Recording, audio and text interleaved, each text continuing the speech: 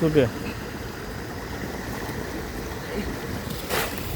கை பிடித்து இஷ்டப்படியா வெயிட்ல இருக்கிறேன் தூக்க முடியல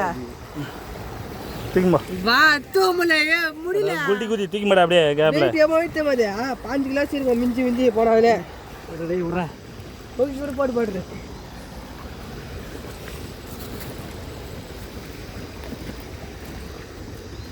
இப்போ பாரு அதுக்கு மேலே எதுனா 6 மாதம் ஆகுமா 1 வருஷம் ஆகுமா வரத்துக்கு இப்போ யாரா மீனா எப்படி